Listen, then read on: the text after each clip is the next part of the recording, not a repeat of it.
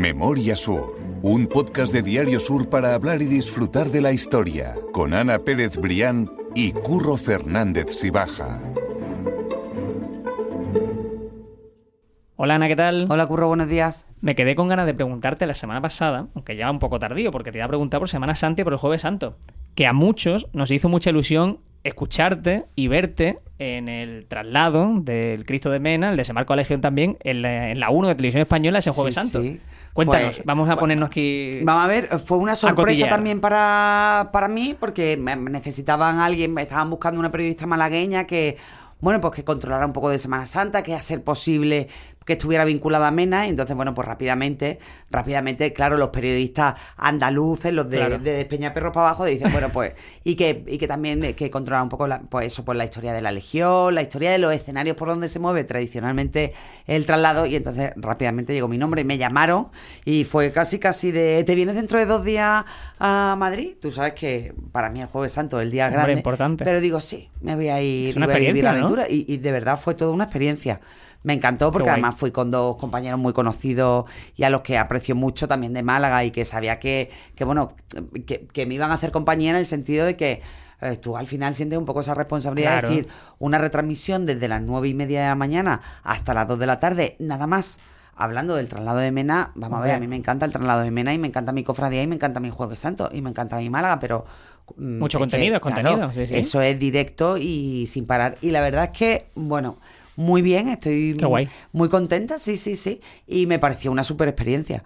Así que nada, que cuando quieran yo vuelvo a comentar el traslado. Pensaba que lo iba a pasar peor, porque tú sabes que yo siempre estoy allí, a pie de plaza de Santo Domingo. Pensaba que iba a decir, Dios mío, ¿qué hago yo aquí perdida? Pero la verdad es que fue bien. Me gustó y sobre todo honrar a mi Cristo de la Buena Muerte también desde el otro lado. Claro, exactamente, compartiendo la historia. Así que nada, muy orgullosa. Qué guay. Pues sé que a quien le hizo también mucha ilusión escucharte y verte, porque me lo he dicho antes, es a Fernando Alonso. Fernando, ¿qué tal? Efectivamente, que yo no sabía, porque no hablamos y yo no conocía. Por estar de nuevo aquí. Bueno, es verdad, buenos días a todos y gracias como siempre por que invitarme. Ya entramos aquí con la confianza. Ya entramos aquí hablando, como tenemos ya la confianza.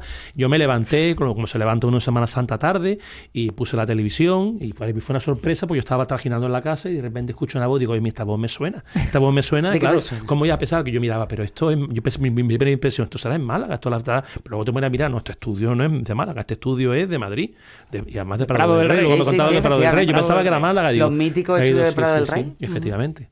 Pues hay historia también, es algo chulo de compartir. Sí. Y oye, y sobre todo que también que ya, claro, te documenta muy profundamente. Claro. Oye, me ha resultado muy curiosa determinadas cosas que no conocía del traslado y del vínculo tan enorme de la Legión con la ciudad, ¿no? Que no es nada casual.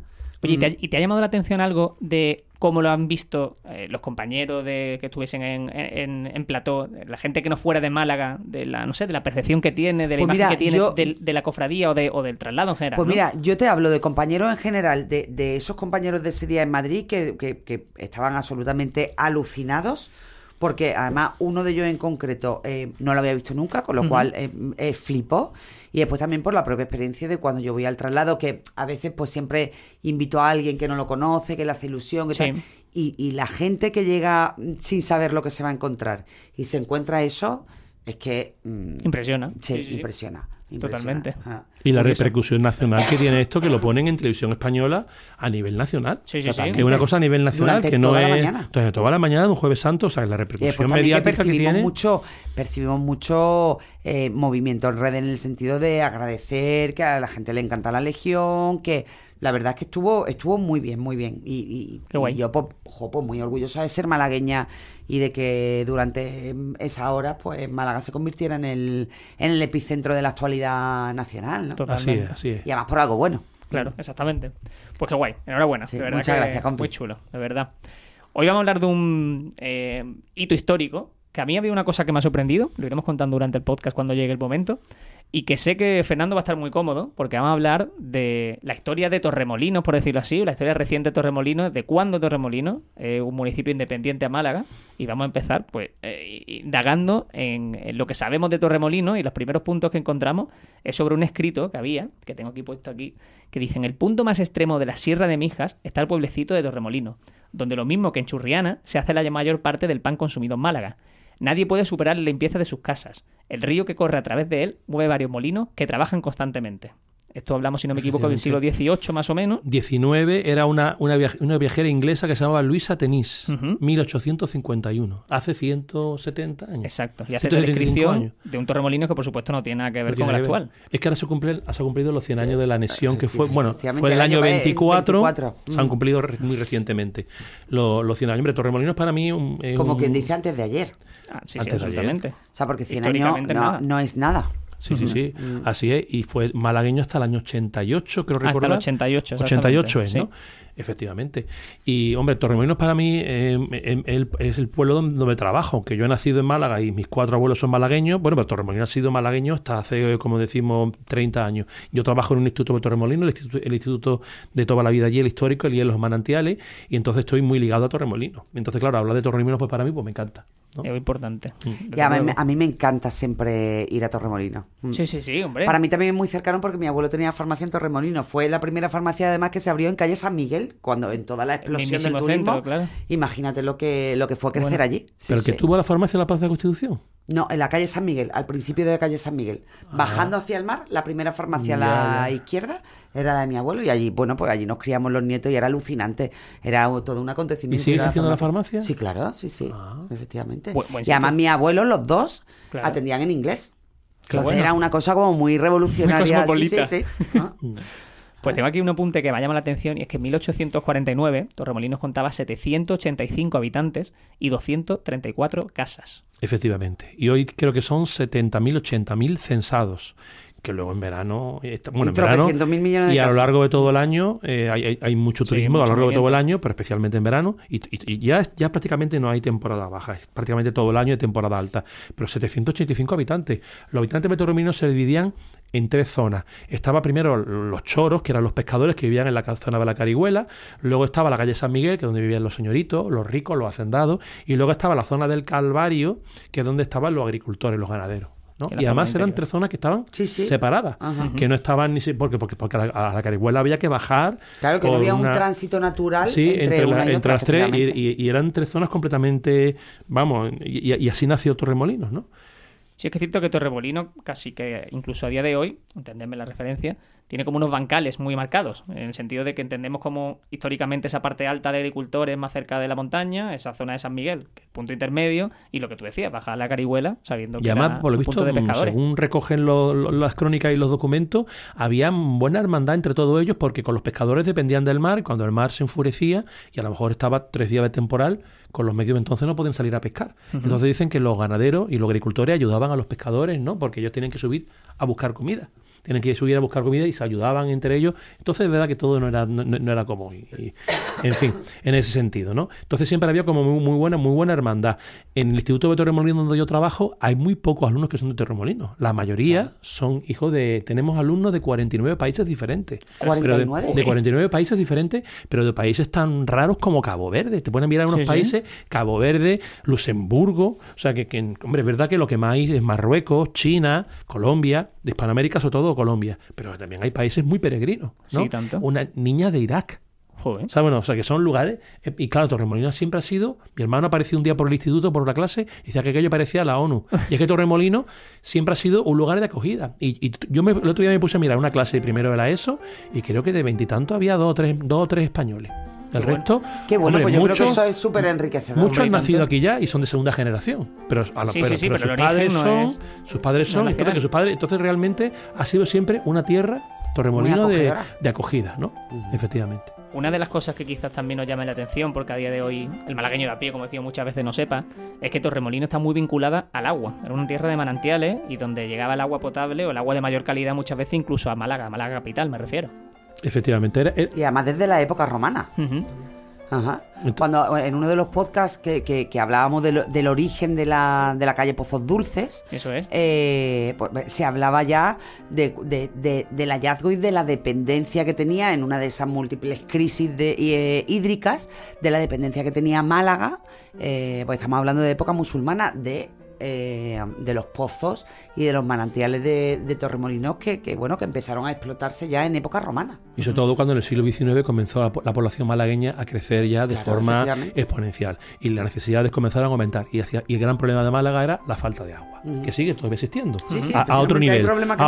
Pero en el siglo XIX, entonces, en 1876, comienza a traerse el agua de Torremolinos. Hay que decir que Torremolinos era fundamentalmente, como hemos visto, la zona del Calvario, que va bajando hacia la calle San Miguel y que va bajando hasta la playa. Eso es. Entonces había 14 molinos desde el molino Belinca, que es el único que se ha conservado precisamente, y hasta el molino del Peligro, que es el que estaba ya en el agua. Iban bajando unos molinos detrás de otros. Molinos que se movían con la fuerza del agua. No eran molinos de viento, ni molinos que se movieran con bestias, con animales. Se movían con la fuerza del agua. Y de hecho, una paralela a la calle San Miguel es la calle Cauce, porque las casas de la calle San Miguel tenían la fachada principal, la calle San Miguel, y la parte trasera, la calle Cauce, que por donde bajaba este cauce de agua. Claro. Y entonces era todo, mi instituto se llama Los Manantiales precisamente por eso. Todo era una gran riqueza de agua todo el año. Dicen que los barcos, cuando veían esos manantiales de agua que caían hasta la misma orilla pues hacían la aguada, paraban en las playas de Torremolinos y paraban a hacer aguada. Claro, no siempre eran barcos con buena españoles, sí. También eran barcos enemigos. Entonces, por eso hubo que construir la famosa fortificación, el famoso castillo de Torremolinos, que estaba en un promontorio de piedra entre la playa de la Carihuela y la playa del Bajondillo. Uno de los sitios, para mí, más mágicos que puede tener la provincia de Málaga. Ese promontorio, que actualmente hay una urbanización. Allí estuvo el famoso castillo del Inglés. Eso fue un castillo del siglo XVIII que luego se acabó convirtiendo en cuartel de la Guardia Civil, y hubo un momento que se vendió y pasó por diferentes dueños. Uno de ellos fue Liborio García, el que fue alcalde de Málaga. Y este Liborio García lo compró por no sé cuántas miles de pesetas a finales del siglo XIX, y ya en 1905 creo que fue, lo compró el famoso inglés George Langworthy, el inglés de la peseta, efectivamente. Y ahí estuvo teóricamente el primer hotel que hubo en Torremolinos. El primer hotel que hubo en la Costa del Sol, y se le llamaba así, el inglés de la peseta. Además, él está enterrado en el cementerio inglés. Porque le daba una peseta a los pescadores cuando había mala mar para evitarles que se pusieran en peligro. Efectivamente, les daba el jornal, se los daba por adelantado, y después también hay otra historia, otra leyenda que circula, que también les daba una peseta, o que les daba una peseta cuando él, pues un viudo muy afligido por la muerte de su esposa, con la que había tenido, pues muy buena relación, y que había muerto, y que él se sentía muy solo, le daba, pues a esas gentes del rebalaje, a esas gentes de la playa, les daba una peseta si les leían un pasaje de la Biblia que le hiciera, pues recordar a su esposa, ¿no? Entonces, pues se dice que llegó a dilapidar, ¿no? A repartir su fortuna entre los pescadores cada vez que había mala mar, que los convencía de que no pusieran en juego su vida ni al final el pan de su familia, el pan de los días siguientes, ¿no? Porque por pescar un día, pues probablemente si naufragaban y morían, dejaban una familia desasistida, ¿no? Entonces se les recuerda, a mí me encanta ese nombre, ¿no? Esa manera de hablar de él como el inglés de la peseta. Que entonces una peseta podía ser como 40 o 50 euros. Claro, no, era el jornal. Era el jornal, entonces era un dinero, que nos puede parecer que era un euro. No era un euro, era mucho más.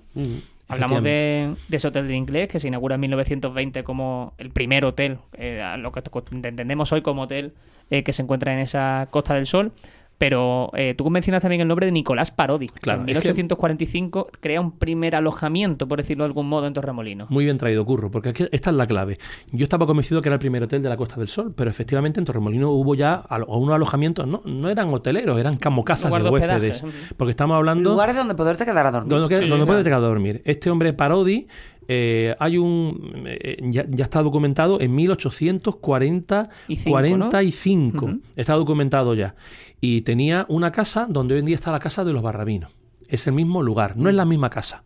Y tenía allí un alojamiento donde dice que se quedaba el cónsul inglés y se quedaban muchos, aquello tiene que ser un paraíso. A mediados del siglo XIX, 700 habitantes en Torremolinos, con el clima de Torremolinos, pues era la casa de Nicolás Parodi, que era un antiguo oficial del ejército, lo mismo que George Langworthy, que había participado de la Primera Guerra Mundial, que era un oficial del ejército que había estado en la India, vivía allí retirado, pues lo mismo. Se venían en busca de un clima, y entonces allí se acababan estableciendo.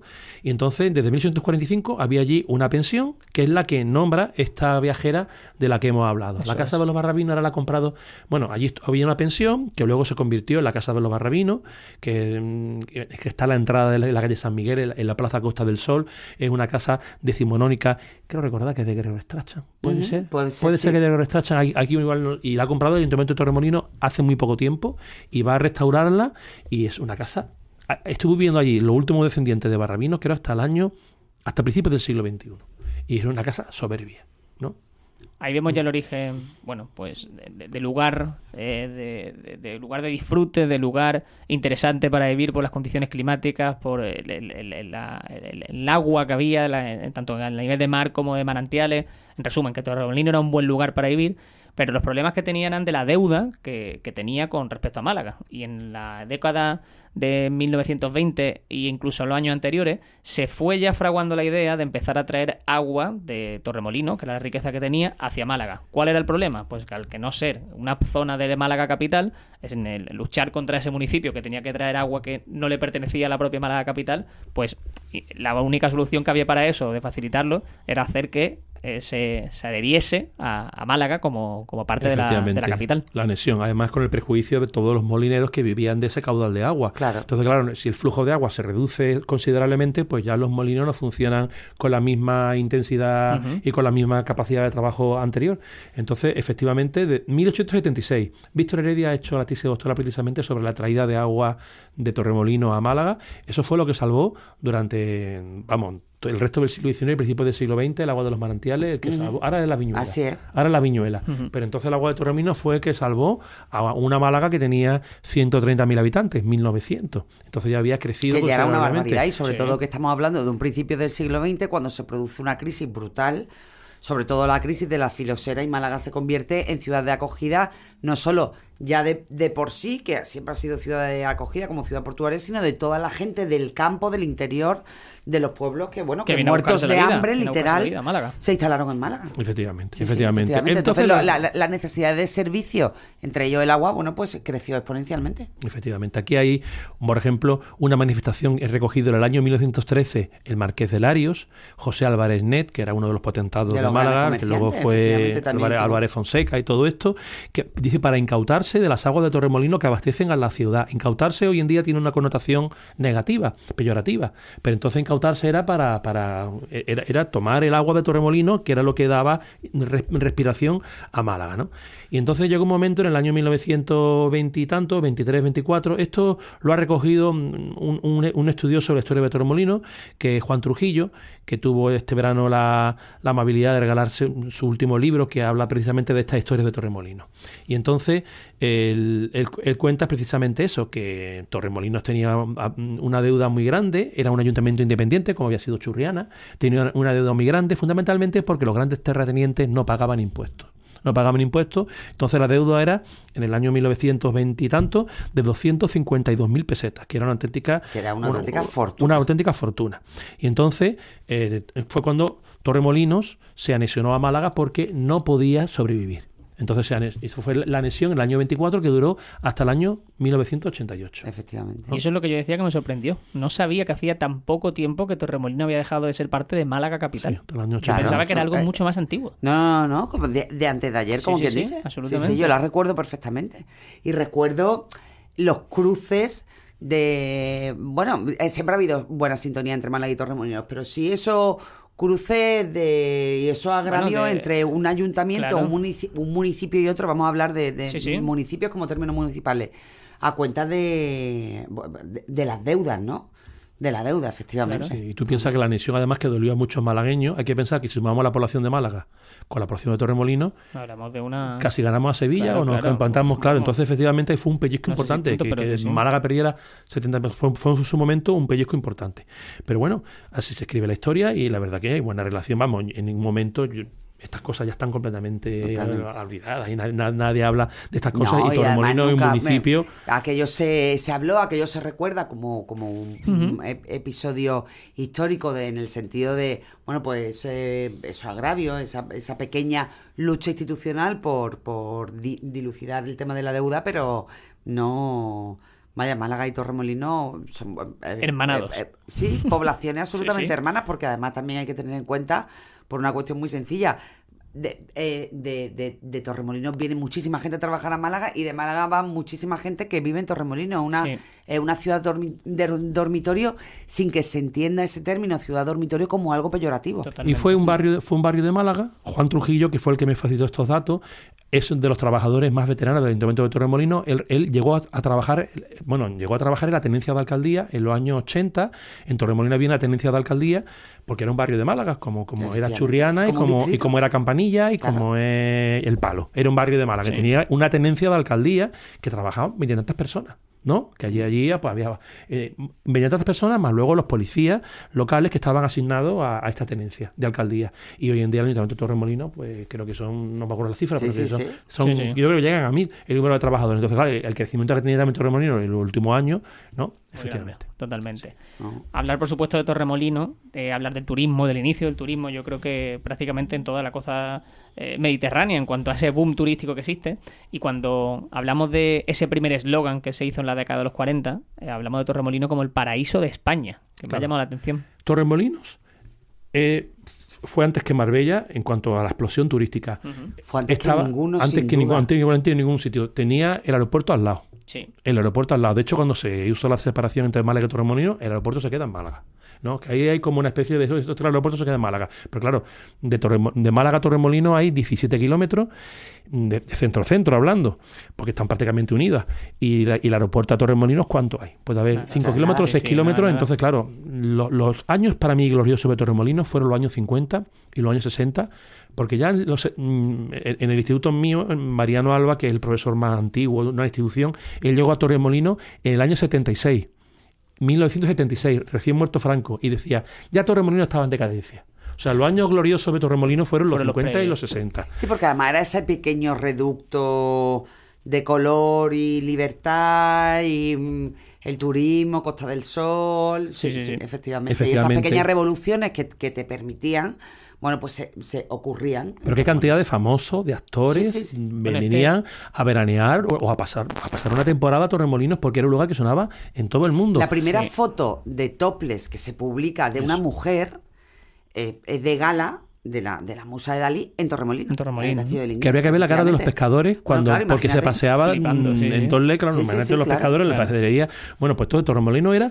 Vamos, la lista sería interminable, y aquí hablamos precisamente del Hotel Pez Espada, que fue el primer hotel moderno que hubo en Torremolinos, que se inauguró creo que el 58, creo que el 59. Creo que el 59. Allí incluso venía de incógnito el propio padre del rey emérito, Juan III, Juan venía precisamente allí de incógnito porque tenía un pantalán y aparcaban allí precisamente los barcos. Bueno, pues el Pez Espada fue el primer hotel moderno de Torremolinos, tiene no sé cuántas plantas, dio 14 plantas, en muchas fotos antiguas de Torremolinos se ve como una gran atalaya. Claro, entonces en aquella época, dependía del Ayuntamiento de Málaga, había un dilema. ¿Cómo crece Torremolinos? ¿A lo alto o a lo ancho? Entonces, claro, para los servicios municipales, basura, electricidad, era mucho más fácil, o asfaltar las calles, era mucho más fácil que creciera a lo alto. Porque si crece a lo alto son 2 calles. Mientras que se crece a lo largo, entonces fue cuando fue el primer gran edificio de Torremolinos de no sé cuántas plantas, el primer edificio moderno. Y bueno, y aquí se han publicado, porque ha cumplido también su 60 aniversario hace relativamente muy poco tiempo, y bueno, cuentan eso los constructores cuando llegaban a la zona del Pez Espada hasta la Carihuela. Sí. Que en el año 1959 la Carihuela era una zona, podemos decir claramente, deprimida. Hoy en día vamos allí los malagueños a tomar pescado, bueno, los malagueños y los malagueños a tomar pescado, y allí vale, pero entonces aquello eran casas de pescadores. Yo tengo en el instituto alumnos que descienden de estos choros y cuentan esas cosas, que iban descalzos todo el día porque vivían en la playa, y que estaban las casas tan pegadas al agua del mar que tenían que abrir las 2 puertas de la casa, la de delante y la de detrás, cuando había temporales, para que el agua entrara y saliera y no echara abajo a la casa. Y estamos hablando de una época en la que quién iba a pensar que aquellas casas de pescadores hoy valdrían una millonada. Claro, ¿no? Efectivamente. Y entonces le llamó la atención a los constructores, decía, esto no va a tener éxito. La empresa que va a hacer esto no va a tener éxito porque está en una zona deprimida, ¿no? Y al final se convirtió en el tractor toda, igual que ocurrió con la Malagueta. La Malagueta al final, bueno, pues era la zona del misma historia. Y ahora dicen que puede pasar algo parecido con la zona esta de donde están haciendo estas torres. Se acaba, ¿no? Al final, digamos, torres que dicen que puede dinamizar la zona y que puede, claro, porque si en el momento que viene gente de mucho dinero y se pone a comprar casas allí de mucho dinero, aquí hay una gran polémica, como sabemos todos. Pero hay una de las teorías que dice es que esto puede ser bueno para Málaga porque viene a dinamizar la zona, que gente de mucho dinero que va a invertir ahí. Bueno, pues lo mismo pasó. El pez espada era eso. Venía gente muy rica, pero de todo el mundo. Uh-huh. Y eso sirvió para dinamizar la zona de la Carihuela. Y hoy en día tú vas a la Carihuela, han pasado 60 años, no han pasado más tiempo. Y tú vas a la Carihuela hoy y para nada se ve resto de esta pobreza ni nada de esto. Y sobre todo el hotel que sigue como símbolo de ese Torremolinos dorado, que se conserva además, que se ha convertido en algo muy simbólico desde el punto de vista de la arquitectura. Pero también yo creo que es algo puramente emocional en el municipio de Torremolinos, ¿no? Solamente una anécdota, para no enrollarme más. Era preceptivo tomar el aperitivo en el Pez Espada, de tomar el aperitivo vestido de blanco, ¿no? O sea, eran normas de etiqueta que había en los años 60, en los años 70, vestido de blanco, pero aunque fuera el mes de agosto, ¿no?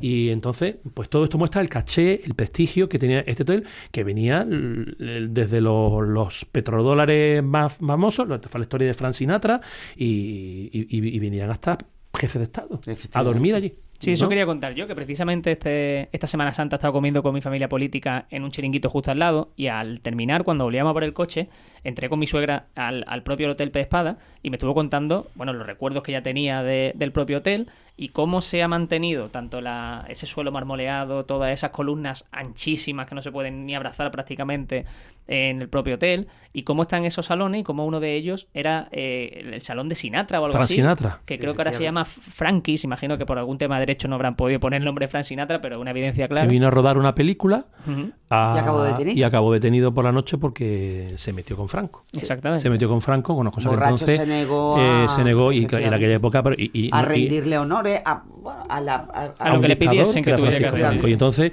en aquella época no se podía decir esas pero cosas. Me refiero a la fotografía, al gobernador, que era la manera también de rendirle honores a él, y él que iba pasado, bueno, pues se negó y acabó, bueno, pues porfiriendo insultos, y acabó lógicamente detenido. Y no le pasó nada más lógicamente detenido, pero los insultos contra la dictadura de Franco. Y no le pasó nada más porque era Frank Sinatra. Eso es. Porque era Frank Sinatra. Hay cuadros ahí de un gran tamaño de esos artistas que pasaron por el hotel, en el propio Hotel Pez Espada.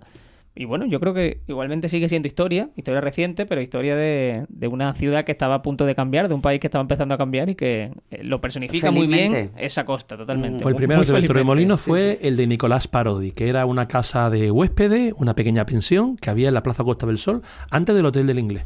Ese fue el primer hotel de Torremolinos. Y en apenas 100 años, un boom absoluto. Que sí, y ahí nació la Costa del Sol. Pero es que hay que insistir en que 100 años en historia no es nada. No es nada. Que no es nada. Es que todos los grandes proyectos para el rodaje necesitan por lo menos 20 o 25 años para empezar a hablar. Exactamente. Así es. Pues Fernando, sabía que íbamos a estar cómodos en este podcast, sabía que te iba a gustar. Oye, podríamos hacer un podcast en el Hotel Pez Espada. Ahí lo dejo. Oye, vamos. Vestido de blanco. Yo me veo. De luego, vamos. Yo me veo yo también. Con ese suelo de mármol y esas columnas. Sí. Ese suelo tan bonito, geométrico. Y que habláramos de todas las anécdotas, y de todas las personas ilustres que han pasado por el Pez Espada. No, pues ya toma nota. Sí, hablando en serio, es cierto que seguro que habrá documentación, el propio equipo del hotel sabrá perfectamente la historia de lo que haya ocurrido. Y creo tenemos a nuestro compañero Paco Griñán, que se la sabe todas sobre todas las estrellas de la época que vino a Torremolinos, con lo cual, oye, pues estamos pensando, nos encanta pensar en alto en este podcast. Sí, me parece un temazo. Lo haremos, prometido. Pues nada, me parece una idea fabulosa. Pues Fernando, si lo hacemos, contaremos contigo igual que lo hacemos. Por supuesto. Muy bien. Contaremos a menudo. Mil gracias. Pues nada, para mí será un placer. Para mí será un placer. Muchas gracias por dejarte secuestrar, como siempre, Fernando, de verdad. Para mí me encanta hablar de estas historias de Málaga, como siempre, para mí un placer es mío. Mil gracias. Ana, nosotros me voy a apuntar yo esa idea del Hotel Pez Espada. Es que estaría genial. Sí. Nosotros nos vamos a quedar citados. Y salimos un poco de la provincia, nada, memoria surviajera. Exactamente, en la costa. Me parece buen plan. Mil gracias, Ana. A ti siempre, Curro. Memoria Sur es un podcast de Diario Sur. Escucha un nuevo episodio cada semana en iVoox, Spotify, Apple Podcasts y consulta las referencias de este episodio en diariosur.es.